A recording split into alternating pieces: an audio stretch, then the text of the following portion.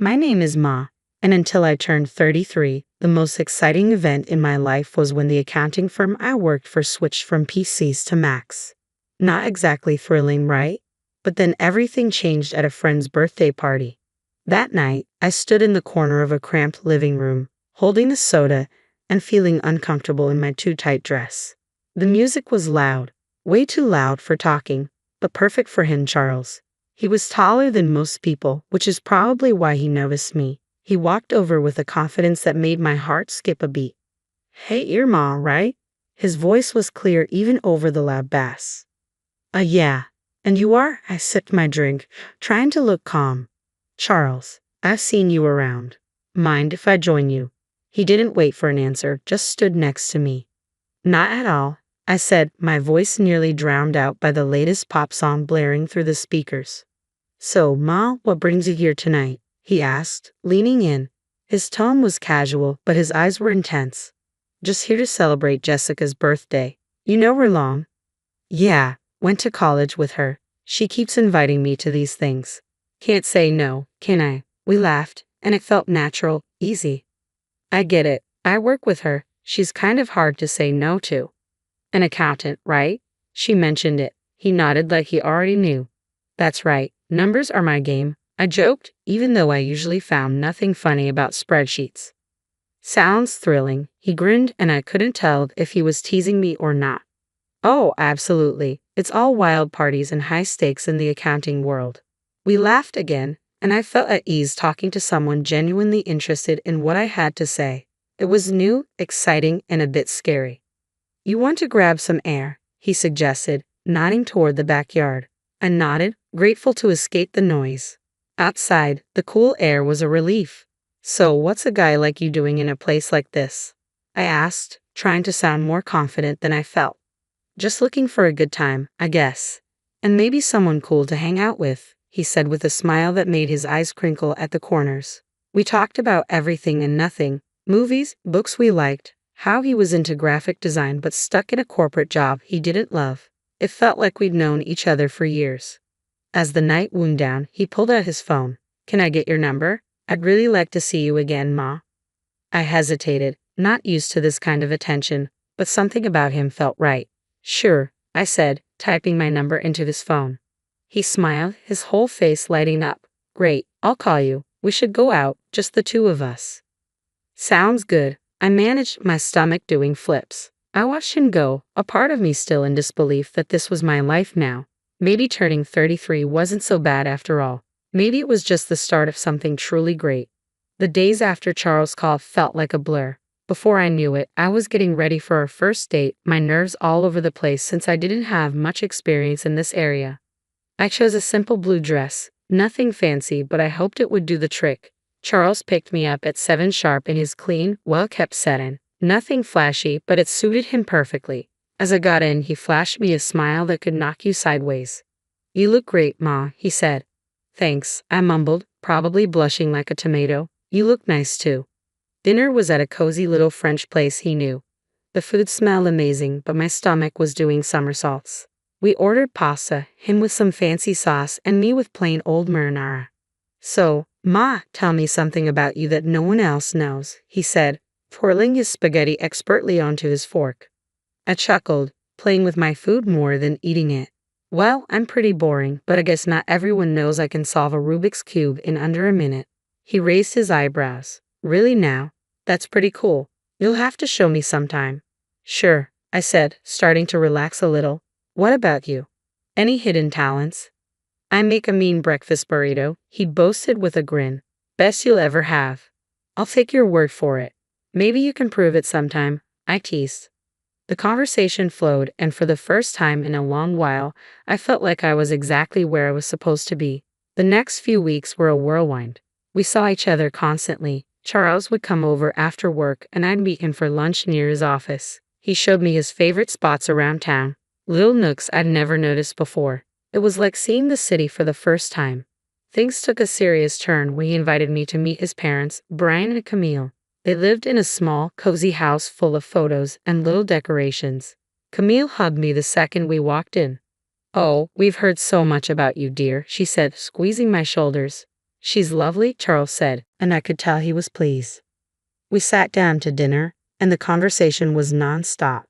So, Ma, Charles tells us you're an accountant. That must be interesting, Brian said, passing me the potatoes. It has its moments, I replied with a smile. Mostly just numbers, but I like the order of it.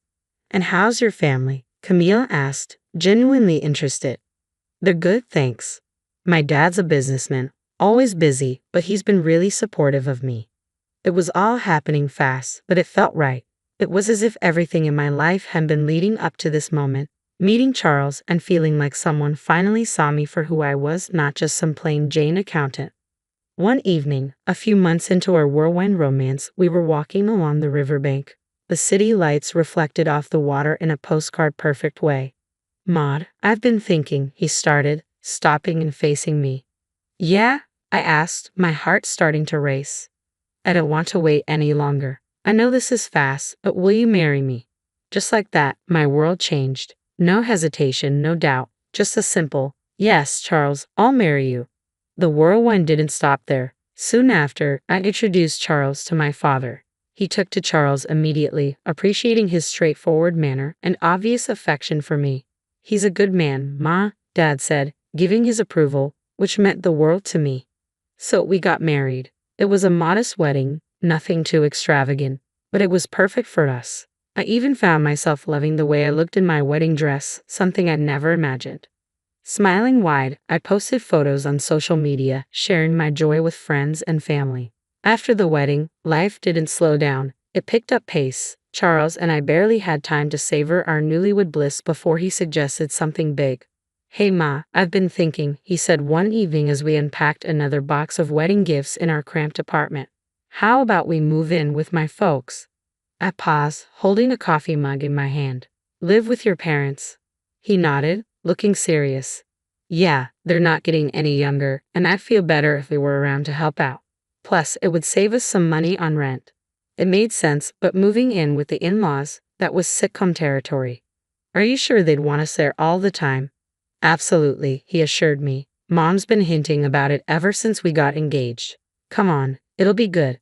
3 weeks later, there we were, pulling up to his parents' house with our lives packed into a bunch of boxes. Charles's mom, Camille, was waving from the porch before we even got out of the car.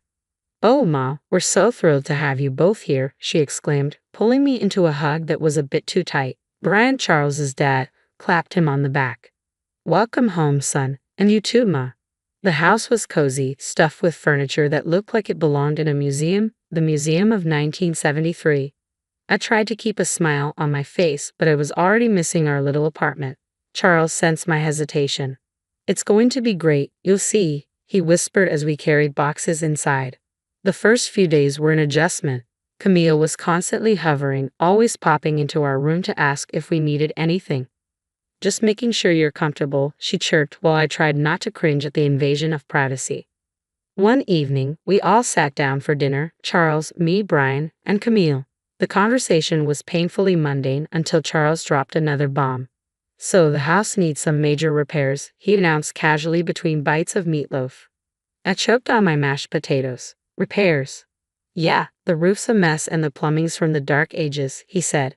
Brian nodded solemnly. We were thinking, Charles continued, avoiding my gaze, that maybe we could all chip in for the costs. I glanced at Camille, who was suddenly very interested in her plate. All of us. Well, I just got this pay cut at work, Charles muttered, so I'm a bit strapped at the moment. There it was. I felt a knot form in my stomach. I'll see what I can do, I managed to say, even though I wanted to say much more. Camille perked up, tears welling in her eyes. Oh, Ma, that would be so helpful. You're such an angel. The next few weeks were a blur of contractors and repairs. I wrote checks and smiled through gritted teeth as Camille gushed about how wonderful the house was looking. Brian slapped me on the back. You're really part of the family now, Ma. Part of the family, sure, the part that pays for everything.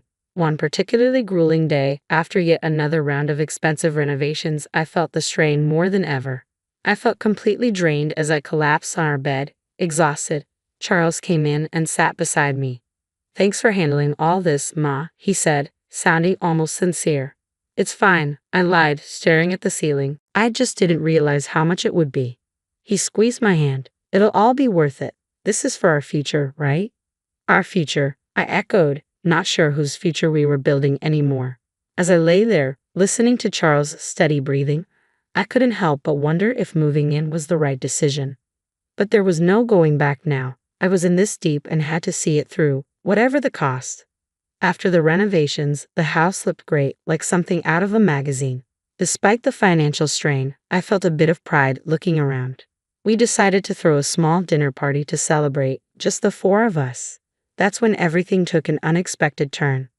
We were in the middle of dinner, laughing and sharing stories when Camille suddenly got quiet. The room felt heavy. She looked at Brian, then at us, her eyes teary. "We need to tell you both something important," she said, her voice shaky. Charles and I exchanged looks. "What's going on?" I asked, my stomach tightening. Brian took a deep breath. "The house, it's mortgaged. Heavily mortgaged. We owe $300,000, and the bank could take it away if we don't settle the debt in 3 months." My fork clattered to my plate. "What? You mean all the repairs we just paid for?" Camille started sobbing. We were ashamed and thought we could manage it. But after the repairs and everything, there's just no way. I felt like I was in a bad dream. All the money, all the effort, and it was for a house that wasn't even secure. "So what are you saying now?" My voice was sharper than I intended. "Well," Charles started, his eyes avoiding mine. "I was hoping maybe, Ma, you could talk to your father." "Are you serious?" I snapped, my voice rising. "Ask my dad for $300,000? It's just, after his help, the house would be secure for us. For our future," Charles pleaded. Camille's sobbing grew louder, making me feel like the villain in this crazy drama. "Please, Ma, it's our home. We've spent decades in this house." I was furious, but the tears and the pleading wore me down. "I'll think about it," I finally muttered, feeling trapped. The next day, I called my dad, hesitantly explaining the situation. To my surprise, he agreed to help, but on one condition. "I'll give the money, Ma, but only with a formal agreement, a receipt. I want everything documented." When I told Charles about my dad's condition, he wasn't happy. "Why does it have to be so formal? Can't he just trust us?" "It's $300,000, Charles. It's a lot of money, and he's just being cautious," I argued, feeling the distance between us grow. "He'll get his paperwork," Charles muttered, clearly annoyed. The paperwork was drawn up and the money was transferred. Camille and Brian were relieved, constantly thanking me, but the air between Charles and me had changed. There was a coldness that hadn't been there before. Just when I thought my life couldn't get any darker, tragedy struck. "Ma, it's Kayla." A voice came through the line, shaky and choked. "Your dad, he had a heart attack. It's bad." My heart dropped to my stomach. "What? How is he?" "He didn't make it, honey. I'm so sorry." The phone nearly slipped from my hand. "No, that can't be right," I mumbled, numb. I hung up and turned to find Charles standing in the doorway. "What's wrong?" he asked, his voice low. "My dad? He's gone," I managed to say before everything inside me broke and I started sobbing. Charles came over and put his arm around me, but it felt like being hugged by a stranger. "I'm sorry, Ma," he said, and it sounded sincere, but I was too lost in my grief to really hear him. Exhausted from another long day of funeral planning and dealing with the agency, I came home earlier than usual. I expected the house to be quiet, but as I inserted my key to the front door, I heard voices from the living room. It was Charles, his tone dripping with frustration and disgust, talking to his parents. "I can't do this anymore. Living with her is driving me nuts. It's too much," Charles complained. His mom, usually so sweet and understanding, replied in a stern whisper, "You have to hold on a bit longer, Charles. We need to figure out what to do with those receipts your father-in-law had. Ma has them now. The sooner I get out, the better. I'll grab those receipts and destroy them, and then I'll start all over again with that rich beauty I told you about." Charles's voice was cold and calculated. I felt a chill run down my spine. Here I was mourning my father, while the people I thought I could trust were plotting behind my back. They weren't the loving family I thought I married into. Instead, they saw me as a way to fix their financial troubles. Rage mixed with shock, but I knew I had to keep my cool. I slammed the door loudly, as if I had just come in, disrupting their scheming. "Oh, Ma, you're back early. How did everything go with the funeral plans?" Camille's voice shifted instantly to one of concern, her eyes wide with fake innocence. I forced a smile, my stomach turning. It's all coming together, thanks for asking. As I spoke, I could see the quick glances they shot each other, their faces a mask of fake concern. It made my skin crawl knowing their true colors, but I realized that showing my cards now wouldn't help. I needed to be smart. I needed to protect what was mine and possibly even get some justice for their deceit. The funeral was somber, the air heavy with grief and murmured condolences. But as the ceremony wrapped up and we returned to Charles's parents' house, the true colors became even clearer. As we gathered in the living room sipping on lukewarm coffee, the family I married into began to show their true colors. Charles's demeanor shifted, his usual charming facade crumbling away to reveal something more sinister. With a cold laugh, he looked straight at me and dropped the bomb. "Ma, pack your things. You need to get out. I've got someone else now, someone better." His words should have felt like a slap, and I pretended to be stunned. Before I could respond, Camille chimed in with a snide giggle. "We've really had enough of you, dear. We only put up with you for your money." "What about the house?" I asked, feigning disbelief. "The house that I paid to fix. The $300,000 I poured into it." Camille laughed harder as if I had told the best joke of the year. "Oh, sweetie, this house is ours. You're nothing here." Charles's smirk widened. "And those receipts you're so proud of? Found them in your dad's house and burned them. They're gone." For a moment, I let them believe they had won, but then I couldn't help it. I burst into laughter, my reaction confusing them, their smiles faltering. "Why are you laughing? What's so funny?" Charles demanded. I wiped a tear from my eye, still chuckling. "You three are just pathetic. You think you're so clever. The receipts you destroyed were copies. The real ones are safe with my lawyer." The color drained from their faces. Charles's arrogance turned to panic. "You can't prove anything," he stammered. "I can, and I will," I shot back, my voice steady and firm. "Now, I want my money back. All of it, or my next call is to the police." Charles and Brian looked at each other, their earlier confidence replaced by fear. Brian, usually so bold and brash, began to plead. "Ma, please, let's talk about this. We can sort something out."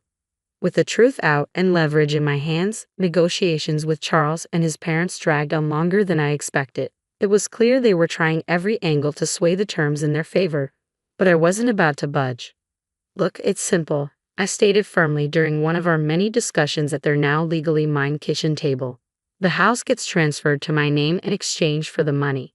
That's the deal. No more games." Finally, they relented. We all agreed that the best course of action was to make everything official and legal. I insisted that everything be documented by a lawyer and confirmed with the proper papers. "I want no corners cut," I emphasized. At the lawyer's office, the atmosphere was tense as documents were signed and notarized. I watched closely as each signature was applied, ensuring there was no room for further deceit.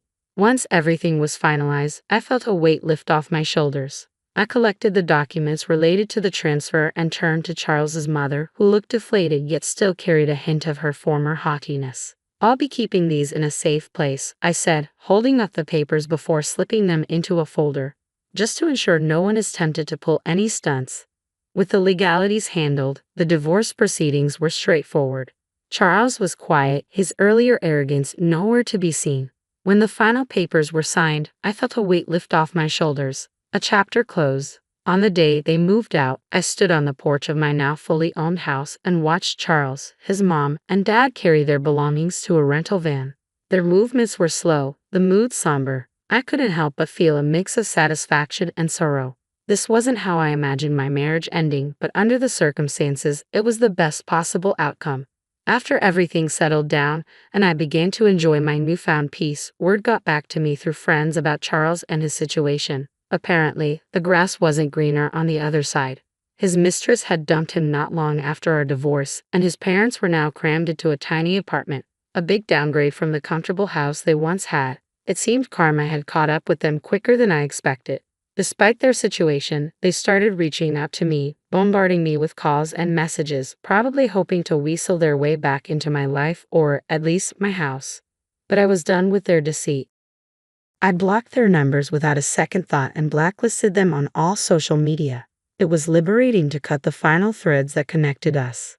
One afternoon, As I was enjoying the quiet moment with a book in my living room, there was a knock at my door. Peering through the peephole, I saw Charles standing there, a pathetic figure holding a bouquet of flowers. The audacity of it made me scoff. Opening the door, I couldn't help but laugh outright at the sight of him. Really, Charles? Flowers? He shuffled uncomfortably, the bouquet seeming to wilt along with his spirits. Ma, I've realized so many things. I was wrong, terribly wrong. Remember when you told me I disgusted you?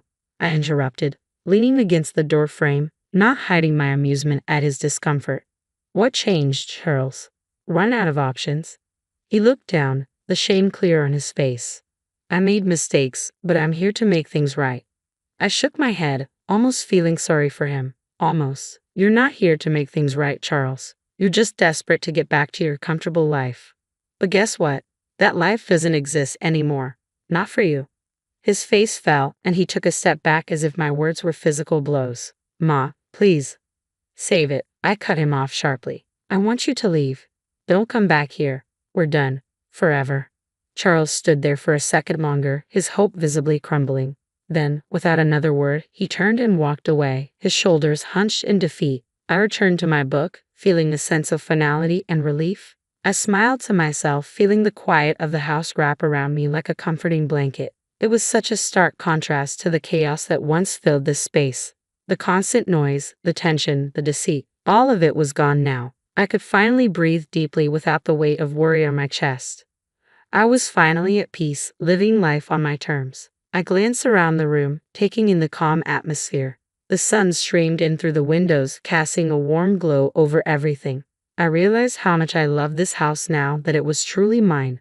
The walls, once witnesses to arguments and schemes, now seemed to echo with serenity and contentment. I thought back to the days of turmoil and manipulation, remembering how trapped I felt. Charles and his family had taken so much from me, both emotionally and financially. But now they were out of my life for good. No bouquet of flowers or sweet talk could change that. Their attempts to manipulate me were over. As I sipped my tea and returned to my book, I felt a sense of triumph. I had faced betrayal and heartbreak, but I had come out stronger on the other side. I had taken control of my life and my future. The peace I felt now was well-earned and deeply cherished. I was truly, finally free. Free from lies, free from deceit, and free to live my life as I chose. The future stretched out before me, full of possibilities and opportunities. I smiled again, knowing that whatever came next, I was ready for it.